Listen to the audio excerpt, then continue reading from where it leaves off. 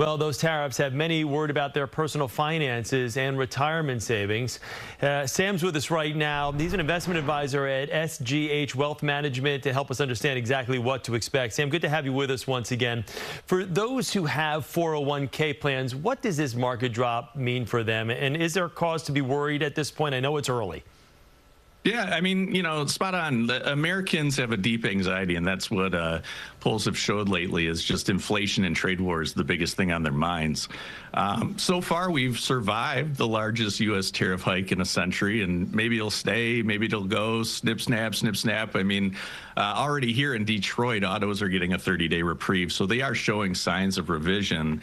But what hopefully it means for folks is just a wake-up call. You have to reassess your portfolio's risk, make sure it's hitting your goals that you have out there. And if retirement's only like 3 to 5 years out, the stock market's only down about 6.5% off of its all-time highs. And so this is a decent time to de-risk.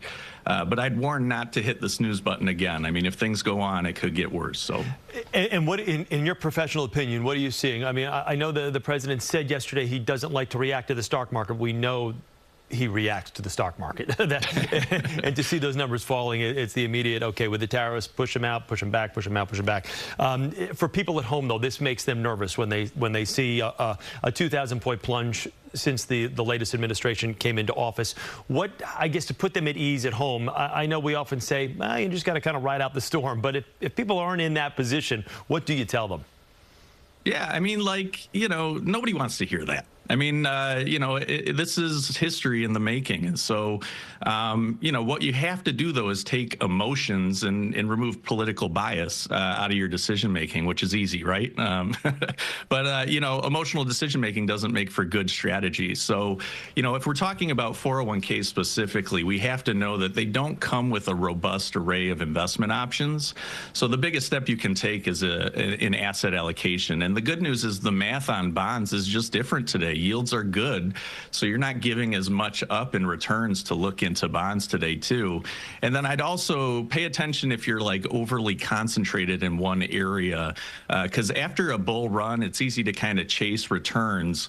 And hey, today international stocks year to date are up 9.8%. So talk about a great diversification tool to start the year off in. And now, stay with me. If you are a long time horizon person, if you're younger and retirement's further out, hey, the fun part of chaos is looking at that FOMO list and seeing those stocks that you thought you missed the boat on. And maybe there's good buying prices today. I mean, Mag 7 stocks are down 13.4% compared to the markets, but just make sure you can hold your breath for a few years. Well, and that was the flip side of the coin, because with every action, there's a reaction. And while some people are at home seeing the market drop, they're saying, oh my God, there is that other large portion of society that's like, prime opportunity to get in and buy. And there is a little bit of a method, I think, to the madness. I think you can see from some people with the administration, they want a little bit of a correction in order for an opportunity for everyone to jump in big and take big positions out there.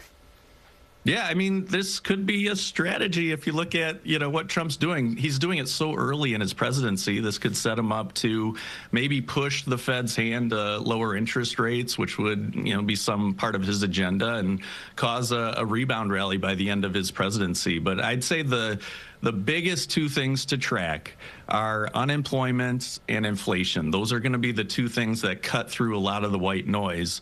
And like you mentioned, we're going to find the unemployment numbers. I mean, estimates were supposed to be around 4%, which would be below 12-month averages, which would be a positive. But the big thing is inflation. I mean, if that starts rearing up, I do not believe the markets are prepared for an interest rate increase today. And I would argue Fed Chief Powell has a larger impact on the markets than Trump. But I'd also argue earnings are more important than both. And again, I wouldn't bet against America to that standpoint. We all knew balancing the budget was going to mean cracking some, now albeit more expensive eggs. Yeah. But hopefully this is a cry now and laugh later type of situation. And that's one of the things that we have seen here over the last few years is that profits for corporations are at historic highs right now, but people at home can't afford to buy eggs, as you mentioned. So there's that imbalance there that I think there obviously needs to be a little bit less of that difference between the two. Sam Huszczo, thank you so much. We appreciate you talking with us here today, our investment advisor at SGH Wealth Management. Sam, thanks. Thank you. And for more information on Trump's tariff plan, you can visit cbsnewyork.com.